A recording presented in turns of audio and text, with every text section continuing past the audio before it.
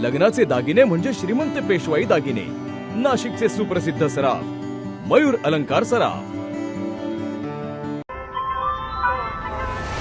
ताज्या बातम्यांसाठी नाशिक न्यूजच्या YouTube चॅनलला सबस्क्राईब करा आणि बेल आयकॉनला प्रेस करा।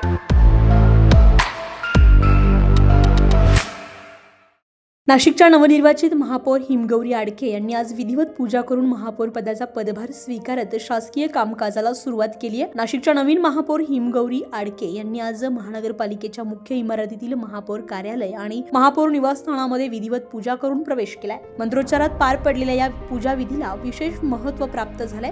प्रशासक राजवट संपल्यानंतर तब्बल 4 वर्षांनी महापौर निवासस्थान आणि दालन पुन्हा एकदा खुलं झालंय। नक्कीच आपल्या संस्कृतीमध्ये पूजा अर्चा करून आपण कुठल्याही चांगल्या कामाला सुरुवात करतो आणि त्याचंच हे प्रतीक म्हणून आज महापौर कार्यालय आणि रामायण निवासस्थान जे आहे महापौरांचं, त्या ठिकाणी आपल्या भारतीय संस्कृतीत जे सांगितलं आहे तशी पूजा विधिवत करून आम्ही आज प्रवेश केला आहे।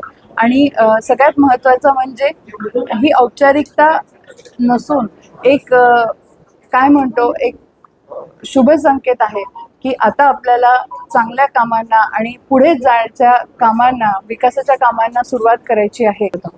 विकासाची पर्वणी म्हटल्यानंतर जसं 100 दिवसाचा प्लॅन आणि अजेंडा तो मी लवकरच तुमच्या समोर मांडणार आहे की कुठल्या ठिकाणी कसं दौरे करणार आहे। त्याचबरोबर कुंभमेळ्याच्या पाहणी कुठपर्यंत आहे, किती कामं झालेली आहेत, त्याचं देखील एक नियोजनबद्ध कार्यक्रम जाहीर केला जाईल। आणि ते करत असताना नक्कीच नाशिककरांच्या ज्या काही भावना आहेत, नगरसेवकांच्या, लोकप्रतिनिधींच्या ज्या काही त्यांच्या प्रभागामध्ये जी काही कामं विकासाची खोळंबली असतील किंवा ज्यांना गती देण्याचं काम आपल्याला करायचं आहे, कारण कुंभासाठी जे कामं आणि नाशिकच्या विकासासाठी जी कामं गेले 4 वर्षापासून काही प्रशासकीय कारणास्तव किंवा लोकप्रतिनिधी नसल्यामुळे खोळंबली होती, त्याला आता आपण 24 तास नाही तर 48 तास असल्यासारखं काम करून आपण विशेष ही खबरदारी घेतो आहे। 2 गोष्टी आहेत दादा, की आपण जेव्हा एखादं काम करतोय आपल्याला मोठ्या प्रमाणामध्ये सुधारित व्यवस्था लागणार आहेत, मग ती येणाऱ्या कुंभासाठी असो किंवा नागरिकांच्या सवलतीसाठी असो, तर सुसज्ज असे रस्ते, खड्डेमुक्त रस्ते ही आपली खूप मागणी आहे। कारण गेल्या पावसाळ्यात अगदी रस्त्यांची चाळणी झालेली हे सगळ्यांनाच आपल्याला सर्वश्रुत आहे। पण ते काम करत असताना आणि मोठ्या प्रमाणावरती कुंभमध्ये यात्रेकरू दर्शनासाठी इथे पर्यटन विकास पण होणार आहे। त्या दृष्टीने ही जी कामं सुरू आहेत त्या मी विनंती करते सगळ्याच नागरिकांना की तुमच्याकडनं पण आम्हाला सहकार्य लागणार आहे। तुम्ही एक जागरूक नागरिक म्हणून, एक रिस्पॉन्सिबल नागरिक म्हणून याकडे पहा। जिथे जिथे आम्ही कमी पडतो आहे तिथे आम्हाला सूचना करा। सेफ्टी नॉर्म्स आम्ही पाळायचा प्रयत्न करतोय। जिथे ऑल्टरनेटिव्ह रस्ते किंवा ऑल्टरनेटिव्ह रूट काम जिथे बाधित आहे रस्ता, तिथे आम्ही ऑल्टरनेटिव्ह रूट देण्याचा प्रयत्न करू, जेणेकरून तुम्हाला त्रास होणार नाही। आपण IT पार्क हा हबचं कन्व्हेन्शन जेव्हा घेतलं त्यानंतर आपल्याला माहीत आहे की ते क्लोजर होतं, त्याच काळात आपल्याला कोरोनाला सामोरं जावं लागलं, त्याच्यामुळे जे बजेट होतं ते आरोग्याला डायव्हर्ट झालं होतं, त्यामुळे विकास कामांसाठी आपल्याकडे बजेट नव्हतं। त्याचप्रकारे जे 4 वर्ष आहे त्यावेळेस लोकप्रतिनिधीच नव्हते, निवडणुका झाल्या नव्हत्या, त्याच्यामुळे प्रशासकीय काळामध्ये जो काही बजेट आणि प्रायोरिटीज जे आहेत त्या प्रशासनाने ठरवल्या होत्या। त्याच काळात अनेक रस्ते देखील नागरिकांना हवे होते।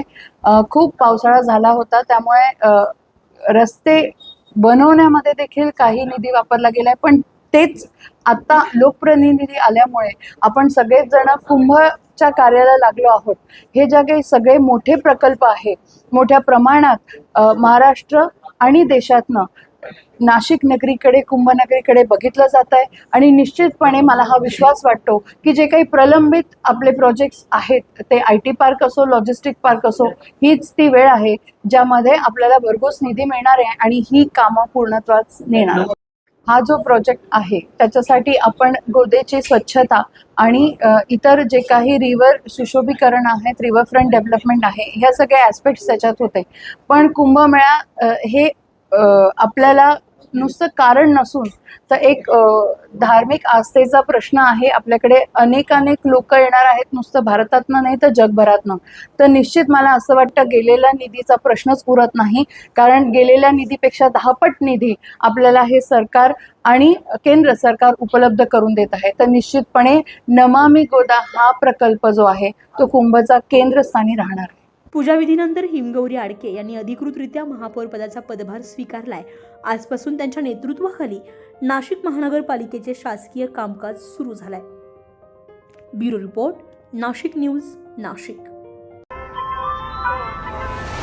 ताज्या बातम्यांसाठी नाशिक न्यूजच्या यूट्यूब चॅनलला सबस्क्राईब करा आणि बेल आयकॉनला प्रेस करा.